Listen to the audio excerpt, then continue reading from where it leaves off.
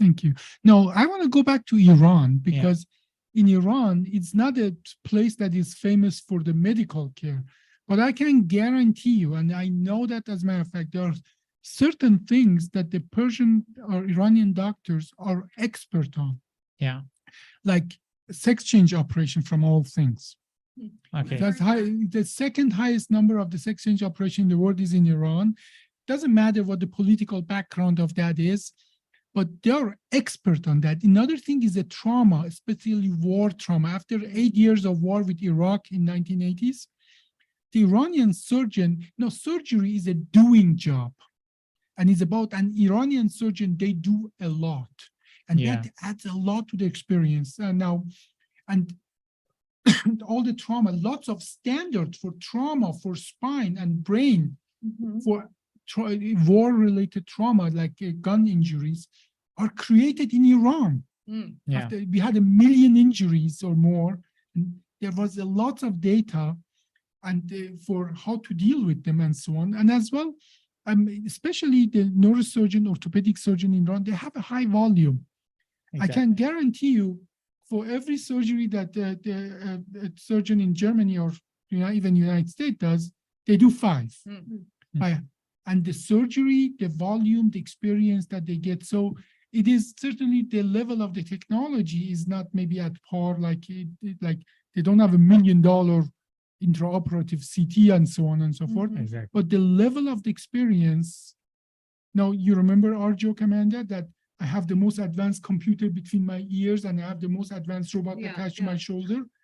There are lots of advanced computer and lots of advanced robots in Iran, but it's not even specific to Iran. I see lots of Indian, Pakistani surgeons and so on.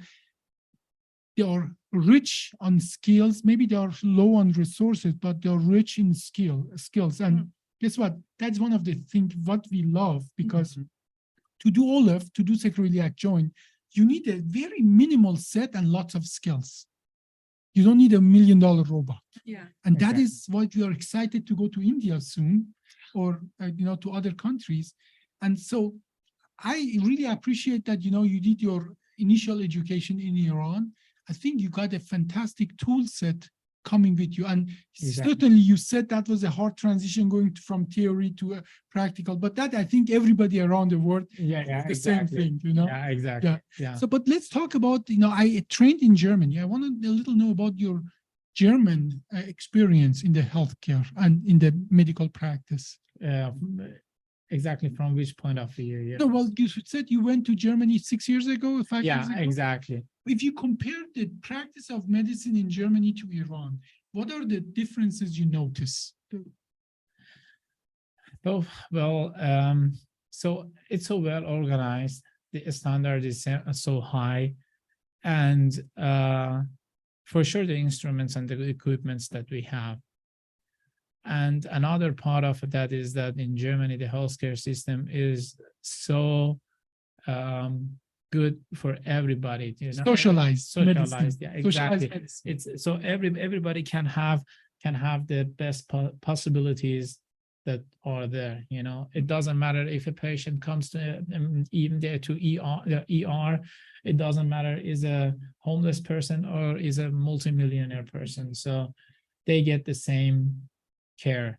And that helps a lot. Helps a lot to evaluating the patient, to use all of the instruments, to use all of the facilities to make the diagnosis and do the therapy. And that helped me a lot to learn it. But for sure in surgery, in Germany, you have to do a lot yourself. You have to show your motivation. You have to go for it. You have to fight for it to get more experiences. I love what you just said, because that's exactly the difference I noticed from Germany to US, that you have to be a lot more active and do a lot more in Germany, whereas here you get a lot of support from your team and surrounding in the hospital, in the medical system. No, over there, it's more depends on you yourself. It's not like here that you have a program and you have a schedule, you come this day, in, you come that day out Mhm. from the program, then Yeah. you have to go for it yourself. That is Yeah. residency in Germany is like there are not one residency for orthopedic surgery or neurosurgery. There are 1,000 Exactly. residency, whereas here it's very well organized. And if you don't keep up with that Yeah. organization, with that program, it's truly a program to shut you down, Yeah. literally. Yeah, yeah, Yeah. exactly. But over there is also, there are some persons that you see for 10 years or for 15 years, they are still in residency. Residency, yeah. Yeah, they don't also easily get out from that, or they don't easily get the permission to do the board exam. But to reach that point, Do you have to like test out, or it's not like test, but everything is observed, everything is you have like log books, and you have also every year you have evaluations from head of department, yeah, and they decide how it's going to be, and what's going to be your next step. Yeah. Whereas here is more organized above the head of the department chair. There's so much depending on one person, Yeah. how you progress in your program. Whereas here, it's a set of program, like like a checklist. Like there were some program, if you didn't give the residents here in the United States, program that if you don't give the residents certain set of surgical experiences, you have to send them out. You have to send them out. They stay in one place, in one program. The program has to send them out to get those skills. Yeah. Whereas in Germany, you have to change position to get those set of skills that you need. Yeah. And the program director or the residency program, or that's not a real program, the position you are working, they have no obligation to give you any skill whatsoever. Yeah. If they don't have it, okay, go somewhere else to learn that and so on.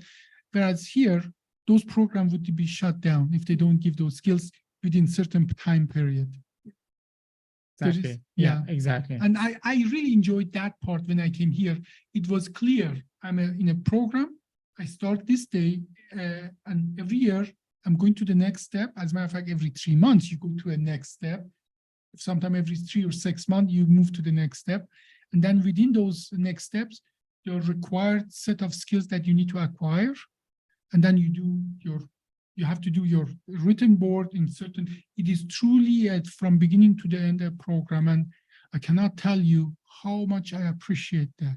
Yeah, and but I have to tell you also, in some centers in Germany, it's also nowadays like that. Yeah, they have very well organized and with completely clear rotation plan. Good. Yeah, then there are so much motivation in that for the new generation of the head of departments. Absolutely.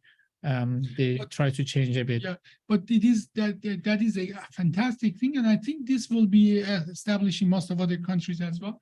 But that is up to that place, to that hospital, to set up that rotation and schedule and so on. Exactly. Whereas here in the United States, there is a accreditation committee for educational system. They dictate down to the thing. So the hospital, they don't have a choice here. Yeah. It's kind of also over there like that, but it's gonna be very good observed from the state medical council. Good. Yeah, excellent. They have good eye on that. Good. So lots of things are changing there as well. Yeah.